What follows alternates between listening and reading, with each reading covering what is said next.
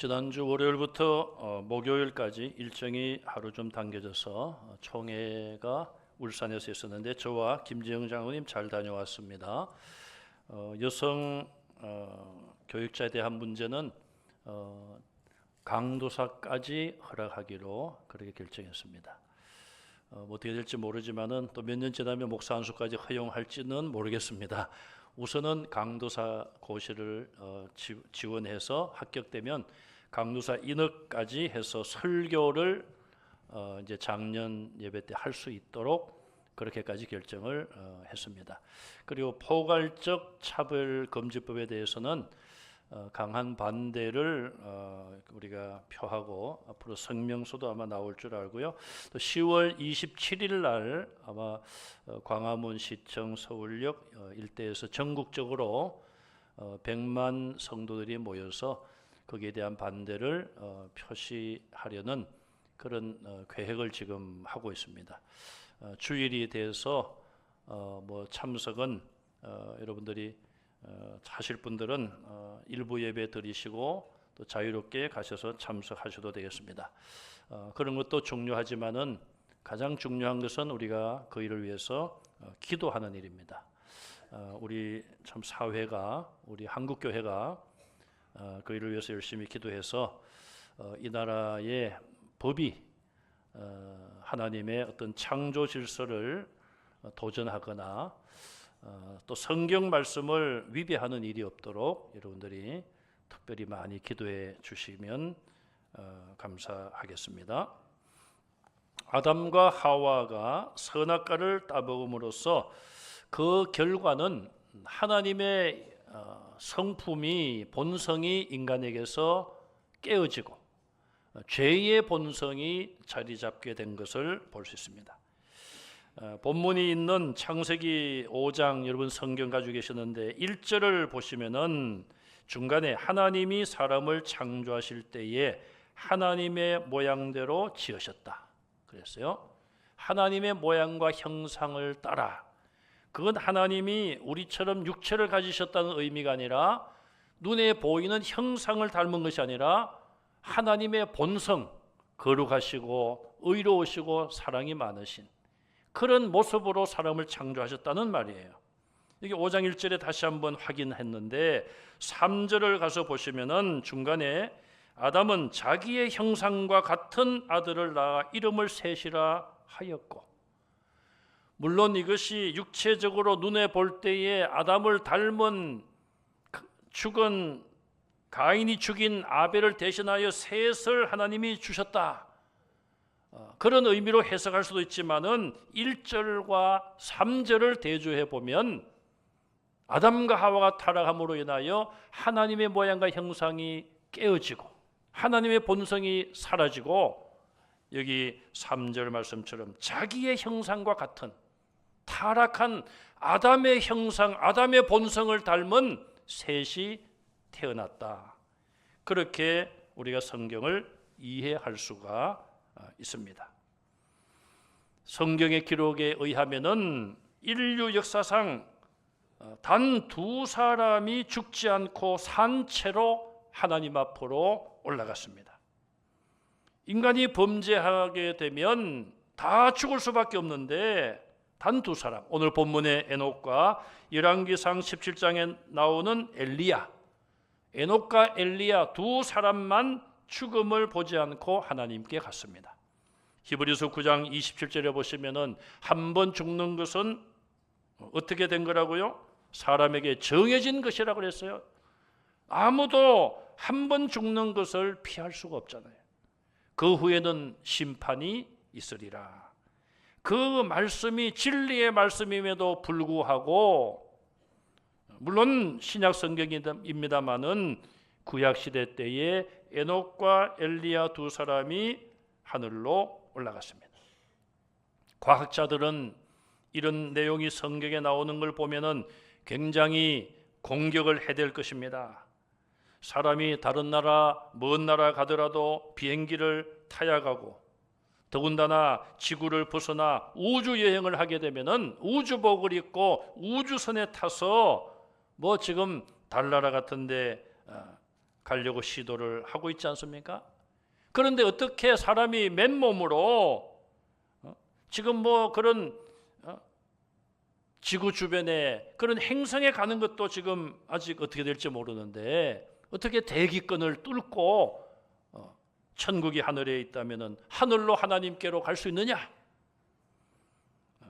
그런 사람에게 대답할 수 있는 것은 단 하나밖에 없습니다. 당신이 걱정할 문제가 전혀 아닙니다. 영어로 말하면 It's not your business. 당신이 관여할 일이 아니라는 거예요. 그건 누가 할 일입니까? 잘 모르시겠어요? 하나님이 하시는 일이잖아요. 에녹을 올려가시고 엘리야를 올라가게 하신 그 일을 누가 했습니까? 하나님이 하신 일이에요. 하나님이 그렇게 하셨다는 것을 우리는 믿으면 되는 거예요.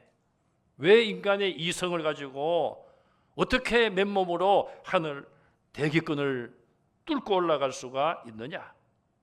사람이 걱정할 문제가 전혀 아닙니다. 자, 그러면은 이 에녹은 어떤 사람인지를 보겠습니다. 에녹의 이름은 히브리어로 하노크라는 말에서 왔어요. 하노크는 전수자라는 의미입니다. 그럼 이 에녹은 무엇을 전수했을까? 여러분들이 설교를 통하여 해답을 찾을 수 있기를 바랍니다. 창세기 4장 17절에 보시면은 가인의 아들도 에녹이 있습니다. 또 가인이 성을 쌓고 그 이름을 아들 이름을 따서 에녹성이라고 부르기도 했습니다. 그 외에 구약에 한옥이라는 이름이 몇 군데 나오는데 역시 하노크, 에녹, 한옥 다 같은 이름이에요. 본문의 에녹은 아담의 셋째 아들인 셋의 후손입니다. 가인의 후손이 아니라 셋의 후손이에요. 아담으로부터 치면은 7대 손에 속하고 야렛의 아들입니다. 그리고 모두셀라의 아버지예요. 모두셀라는 성경에 기록된 가장 장수한 사람이 969세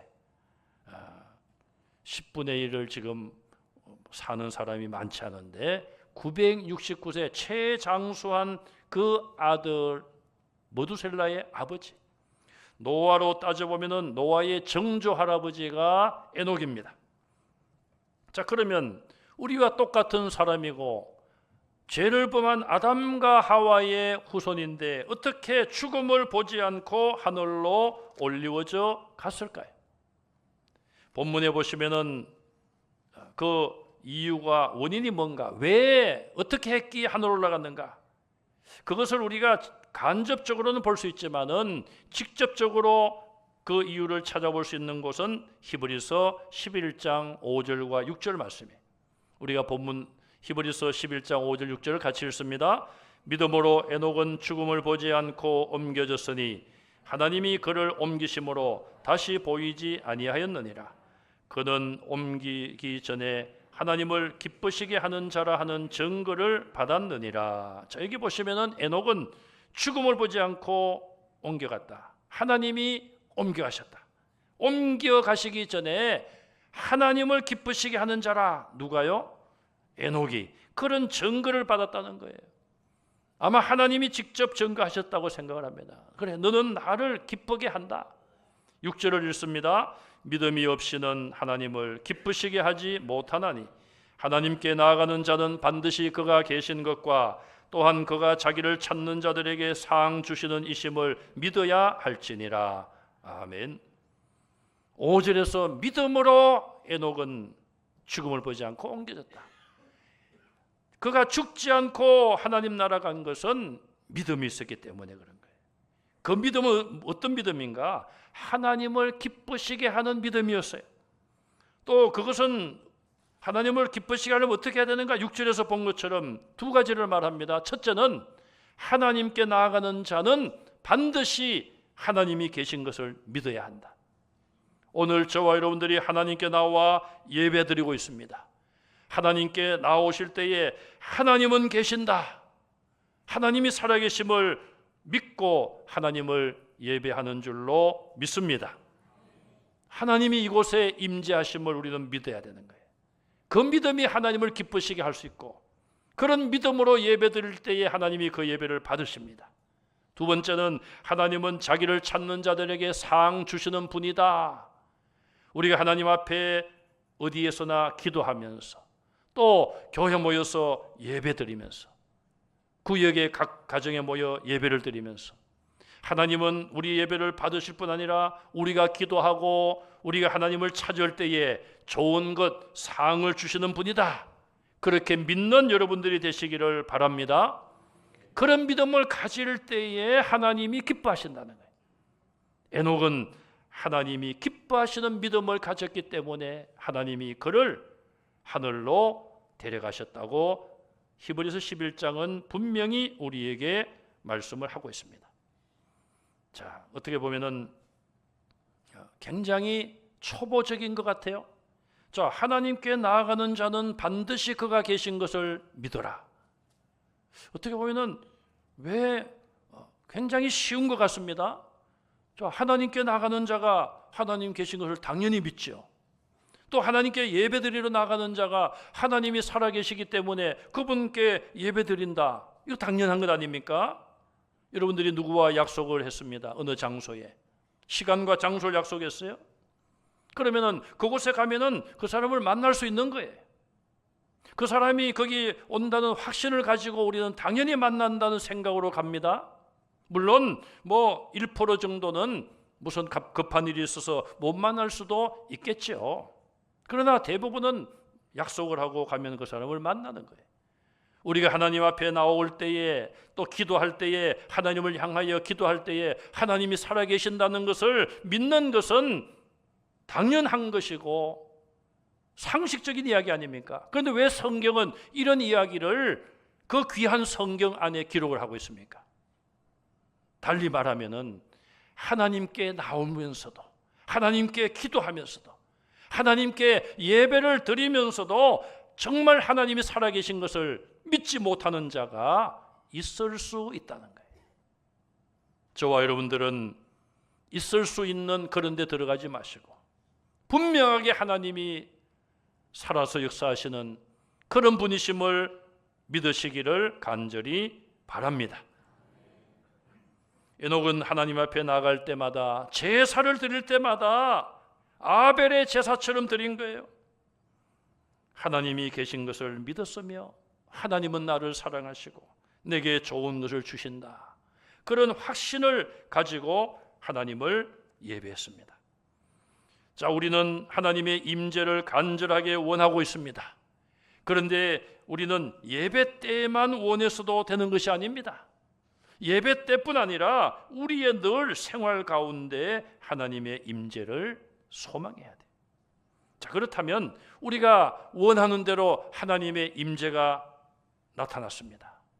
우리가 어떻게 해야 될까요? 기뻐 뛰며 춤추며 즐거워하겠습니까? 마음은 그렇게 할 수 있겠죠.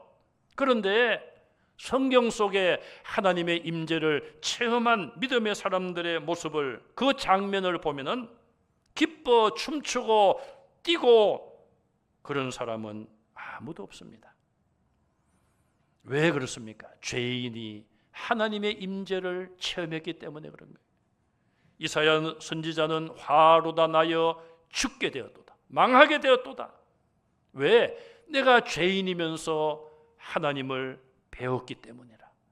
내가 나 같은 죄인인데 하나님이 지금 임재하셨기 때문에 나는 이제 망하게 되었다. 그런 고백을 했습니다.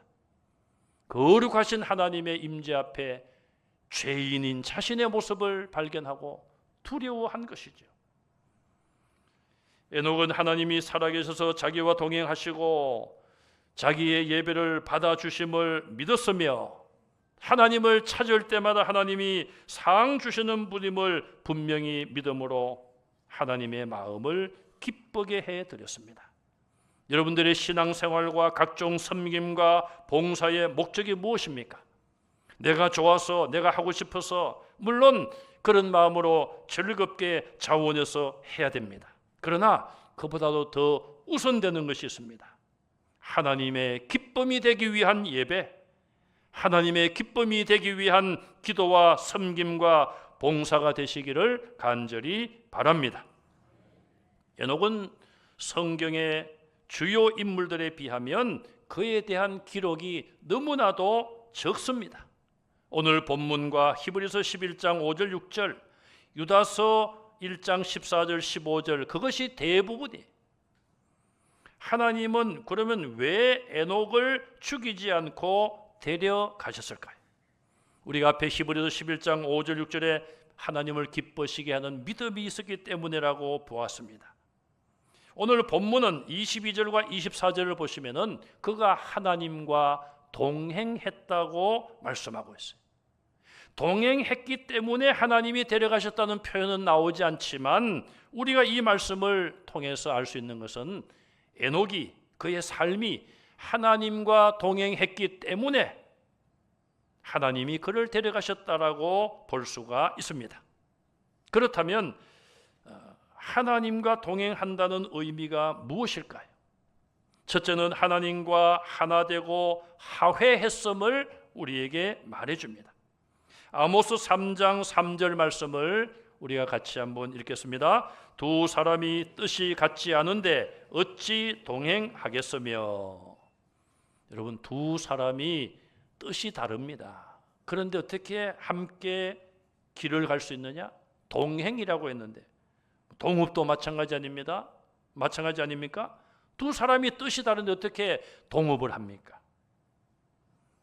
여러분, 어두운 길을 가시다가 혼자 갈 때는 차라리 덜 무서운데 가다가 뭘 만나면 제일 무섭다고요? 사람을 만나면 무서운 거예요. 참 이상하죠? 개를 만나도 덜 무서운데 모르는 사람을 캄캄한 데서 만나면 더 무섭다는 거예요. 왜? 저 사람이 어떤 사람인지 모르잖아요. 나를 해칠 수도 있는 사람이기 때문에 그런 거예요. 두 사람이 뜻이 하나가 되지 아니하면, 서로 화해하지 아니하면 한 길을 갈 수가 없습니다. 가인의 후손들은 갈수록 하나님에게서 멀어졌습니다. 하나님을 등지고 하나님과 불화하는 그런 삶을 살았습니다. 그러나 셋의 후손 중에 이 에녹은 하나님과 일치하는, 하나님과 화해, 평화를 누리는 그런 삶을 살았습니다. 두 번째로 하나님과 동행하는 의미는 도덕적으로 하나님 보실 때에 적합했다는 것을 말합니다. 하나님은 거룩하시고 성결의 길을 벗어나시지 않습니다. 그러나 인간은 이미 타락의 길로 가고 있어요. 요한일서 1장 6절 7절 말씀을 우리가 한번 읽어보겠습니다. 만일 우리가 하나님과 사귐이 있다 하고 어둠에 행하면 거짓말을 하고 진리를 행하지 아니함이거니와. 자, 여기 보면은 하나님과 사귐이 있다, 다른 표현으로 하나님과 동행한다, 그렇게 볼 수도 있어요. 내가 또 하나님을 믿는다, 예배한다, 뭐 다 넣어도 됩니다. 그렇게 말은 하면서 어두움에 행하면, 행동이 어두움 속에서 행한다, 이건 죄를 의미합니다. 말은 하나님과 사귐이 있고 하나님과 교제하고 하나님을 믿는다고 하면서 행동은 계속 어두움 속에서 죄를 짓는다면 거짓말을 하고, 그 말 자체가, 하나님을 믿는다는 말 자체가 거짓말이 된다는 거예요. 그리고 진리를 행하지 아니함이거니와. 진리를 알고, 머리로 알고 말로 가르치고, 말로는 진리를 말하지만은 행동으로는 진리를 실천하지 않는다, 그 말이에요. 자, 7절 말씀을 같이 읽습니다. 그가 빛 가운데 계신 것 같이 우리도 빛 가운데 행하면 우리가 서로 사귐이 있고 그 아들 예수의 피가 우리를 모든 죄에서 깨끗하게 하실 것이요. 아멘. 빛 가운데 하나님이 계시는 것처럼 우리도 빛 가운데 행하면, 죄에서 나와서, 어둠에서 나와서 이제는 의의 길로, 선의 길로 빛된 삶으로 살아가면 우리가 서로 사귐이 있다. 하나님과 사귐이요, 성도들 간의 사귐이 있는 것입니다. 그리고 그 아들, 하나님의 아들 예수의 피가 우리의 모든 죄를 깨끗하게 하신다고 말씀하고 있습니다. 빛 가운데 살면서도 범죄할 수 있어요. 그렇지만 계속 빛 가운데 거하면 죄를 깨닫게 되고 성령의 역사하심으로 죄를 회개하기 때문에 예수님의 피가 우리의 죄를 깨끗하게 씻어주심을 분명히 믿으시기 바랍니다. 이처럼 하나님과 동행한다는 것은 도덕적으로 적합하다는 것을 의미해요. 세 번째는 의지를 하나님께 복종시킨다는 의미를 가지고 있습니다. 내 의지를 포기하고 내려놓고 하나님의 뜻에 내 의지를 내려놓는 것입니다. 하나님의 뜻과 하나님의 원하시는 것을 내 의지로 받아들이는 거예요. 다시 말하면 하나님 앞에 두 손 들고 항복하고 굴복하는 것을 말합니다. 다윗은 시편 40편 8절에 나의 하나님이여 내가 주의 뜻 행하기를 즐기오니 하나님의 말씀과 계명을 지키는 일이 괴로운 일이 아니라 하나님이 원하시는 그 길을 가는 것이 힘들고 고통스러운 것이 아니라 즐거움으로 다윗은 걸어갔습니다. 저와 여러분들도 내 인간의 의지와 내 뜻을 내려놓고 하나님의 원하시는 길로 즐거이 따라가시기를 바랍니다. 예수님은 사랑하는 제자들에게 누구든지 나를 따라오려거든 첫 번째가 뭡니까? 자기를 부인하고. 이게 첫 번째예요. 자기를 부인해야 돼요. 예수님의 제자가 되려면은 자기를 부인해야 돼요. 자기를 부인하는 것이 무엇입니까? 내 의지, 내 뜻을 내려놓고 하나님이 원하시는 뜻대로 살아가겠습니다. 그것이 자기의 의지를 내려놓는 것이죠. 자기를 부인하는 거예요. 아직도 우리 자신들을 부인하지 못했다면 우리는 우리 자신을 부인하는 것부터 다시 시작해야 됩니다. 네 번째로 하나님과의 동행은 영적으로 계속 교제함을 의미합니다. 동행이 뭔가 영어로 굉장히 어려운 것 같죠? 영어 성경을 찾아보니까 굉장히 쉽더라고요. 동행이 뭐냐? Work together. 같이 걸어가는 것이다. together는 여러분 영어 아시잖아요. 아이스크림도 뭐 together. 그 앞에 work는 뭐예요? 걷는 거 아니에요? 걷는 거를 work. 옛날에 군인들 work라고 그러죠. 뭐 군인들 군화를 걷는다, 함께 걷는다. 그게 동행이더라고요, 동행. 여러분 하나님과 함께 걸어가시기를 바랍니다. 에녹은 65세 때 하나님이 머두셀라를 낳게 하셨어요. 머두셀라의 이름이 뜻이 뭐냐? 그가 죽으면 뭐가 와요? 심판이 온다. 굉장히 무서운 이름이에요. 누가 어떤 아버지가 아들을 낳고 그런 이름을 짓겠습니까? 그런데 아들 이름이 머두셀라예요. 그걸 보면 하나님께서 계시적인 뜻을 그 아들의 이름으로 주셨다고 볼 수밖에 없어요. 이게 뭐 보통 이름입니까? 하나님 주신 이름 아니겠어요? 그래서 이 에녹이 65세에 아들을 낳고 하나님의 이름을 머두셀라라고 하라. 그 아들의 이름을 부를 때마다 머두셀라야. 또 그 아들을 볼 때마다 뭘 생각하겠습니까? 심판을 생각할 수밖에 없는 거 아니겠어요? 하나님이 그런 목적으로 그 이름을 주시고 그 아들을 주셨잖아요. 저 아들이 죽으면 심판이 온다. 그래서 그 아들이 자라면서 왜 옛날에도 안 아팠겠습니까? 뭐 몸이 좀 아프면은 에녹이 어떤 생각을 했겠습니까? 아이고 하나님이 저 아들 죽으면 안 되는데 저 아들 죽으면은 하나님이 심판을 하시는데 심판이 오는데 그런 생각을 할 수밖에 없었지 않겠습니까?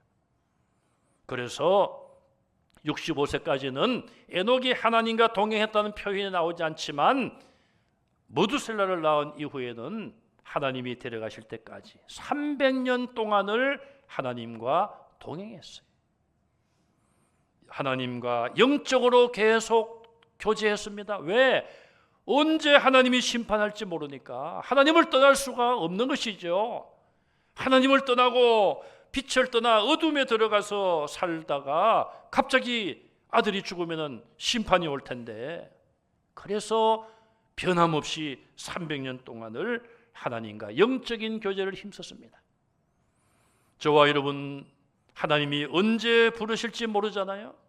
하나님 부르시는 그 순간까지 또 우리가 알 수는 없지만 혹시라도 만에 하나라도 내가 살아있을 동안 예수님 재림하신다면 그때까지 변함없이 영적으로 하나님과 교제하고 하나님과 동행하는 여러분들의 삶이 되시기를 주님의 이름으로 축원합니다. 에녹이 하나님과 동행한 결과는 무엇이었겠습니까? 첫째는 하나님의 은혜 안에서 믿음이 성장했다고 봅니다. 조금 전에 말씀드린 것처럼 65세 머두살라를 낳은 것은 에녹의 삶의 큰 전환점이었습니다.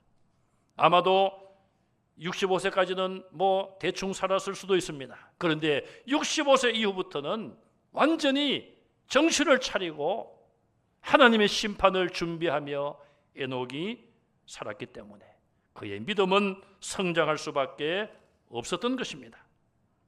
두 번째로 하나님을 아는 지식도 성장했다고 볼 수 있습니다. 하나님을 알기 위해서는 인간이 쓴 책으로는 알 수가 없습니다. 물론 우리는 구약성경, 신약성경을 읽으면서 하나님을 아는 지식이 성장할 수 있습니다. 그러나 에녹 때는 성경도 없었을 것입니다. 오직 하나님과 동행하며 교제하며 내가 믿는 하나님이 나를 창조하신 분이 이런 분이시구나, 하나님을 알게 된 것이죠. 세 번째로 동행한 결과는 에녹이 기쁨과 평안을 누렸다고 봅니다. 우리가 지난 몇 주 전에 사도행전 27장 말씀을 보면서 로마로 가던 배를 타고 가던 바울의 일행 276명이 태풍을 만나서 배가 깨어지고 물건을 다 버리고 수일 동안 보름 가까이 먹지도 못하고 죽을 날만 기다렸습니다.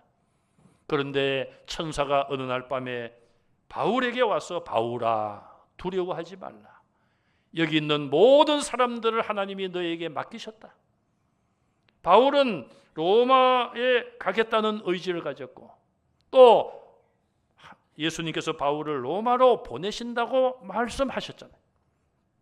천사의 그 말을 들은 바울은 두려움에 떨고 있는 275명에게 여러분 안심하십시오. 음식을 먹고 힘을 내십시오. 우리가 죽지 않습니다. 다 불안과 두려움과 죽음의 공포에 빠져 있었지만 바울에게는 기쁨과 평안이 있었어요.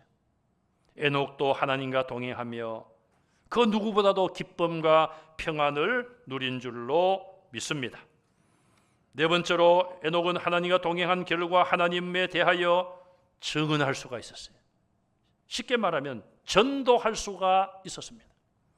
유다서 1장 14절 15절 말씀을 같이 읽겠습니다. 아담의 7대 손 에녹이 이 사람들에 대하여도 예언하여 이르되 보라, 주께서 그 수만에 기록한 거룩한 자들과 함께 임하셨나니 15절입니다. 이는 뭇사람을 심판하사 모든 경건하지 않은 자가 경건하지 않게 행한 모든 경건하지 않은 일과 또 경건하지 않은 죄인들이 주를 거슬러 한 모든 악한 말과 말미암아 그들을 정죄하려 하심이라 하였느니라. 아멘. 에녹이 예언했다고 말합니다. 그래서 에녹은 선지자, 예언자라고도 볼 수 있는 거예요. 에녹이 예언했어요.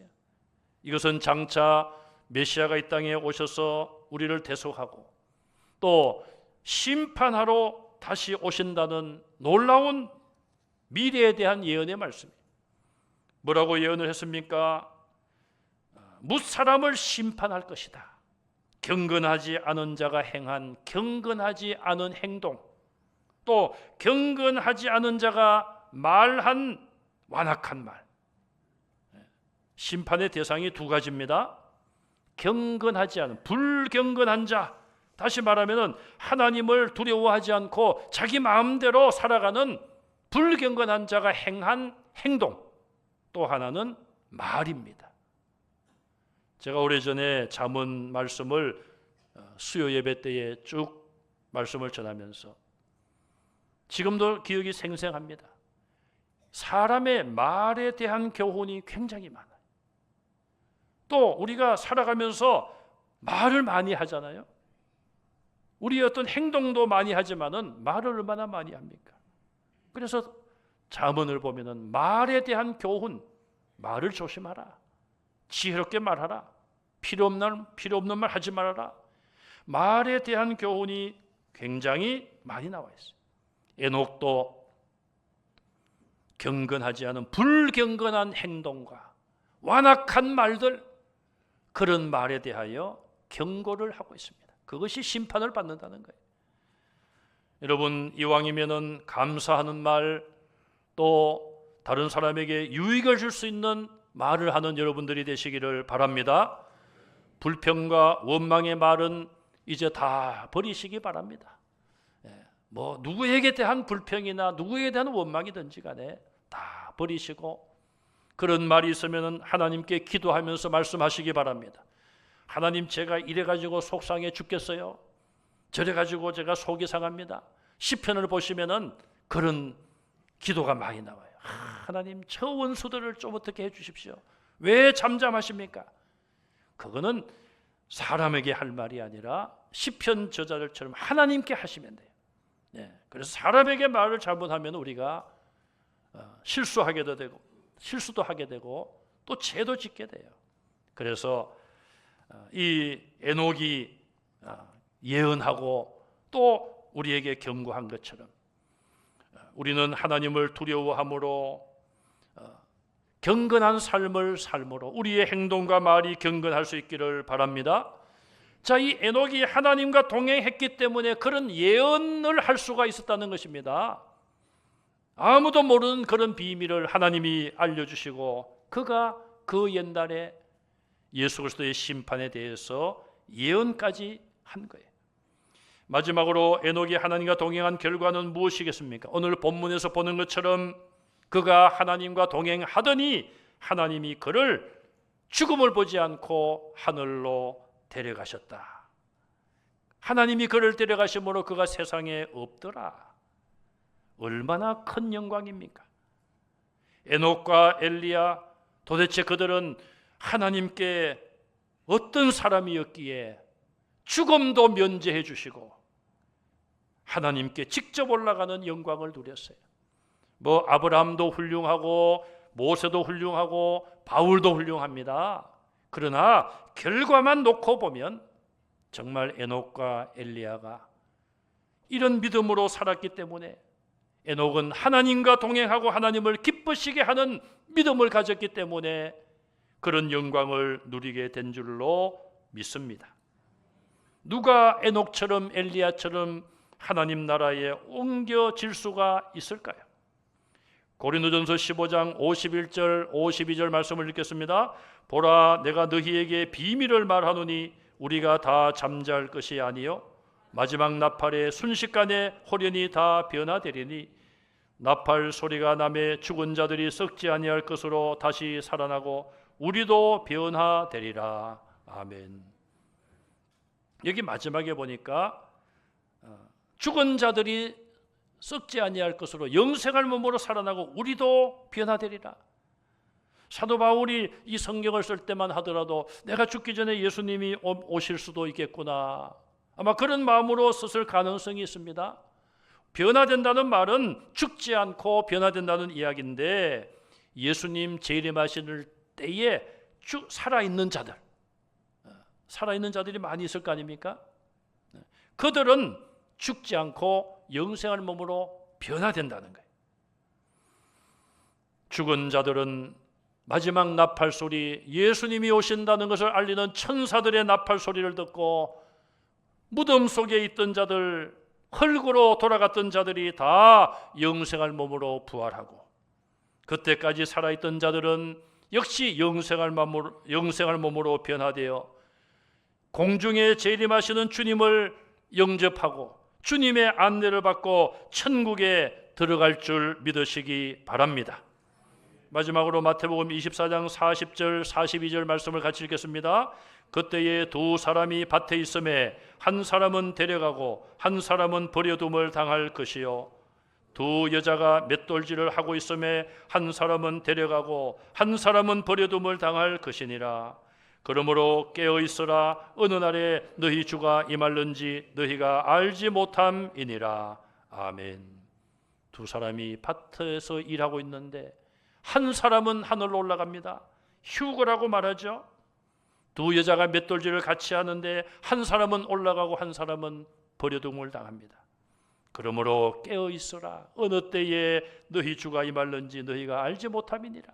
주님은 다시 오신다고 분명히 말씀하셨고 요한계시록 마지막에 모든 계시를 주신 이후에 내가 진실로 속히 오리라고까지 말씀했습니다. 인간의 생각으로는 왜 2000년 가까운 세월이 흘렀는데 오시지 않느냐?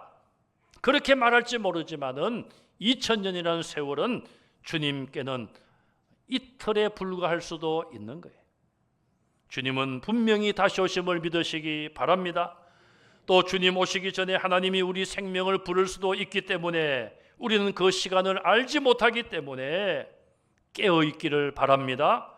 에녹과 같이 하나님을 기쁘시게 하는 믿음을 가지고 주님의 심판을 예비하는 여러분들이 되시기를 바랍니다. 여러분, 왜 머두살라가 성경에 기록된 사람 중에 가장 나이가 많을까요? 969세. 하나님이 그만큼 심판의 시간을 늦춰 주신 거예요. 실제로 머두살라가 죽었을 때에 노아 시대 때에 홍수가 왔습니다.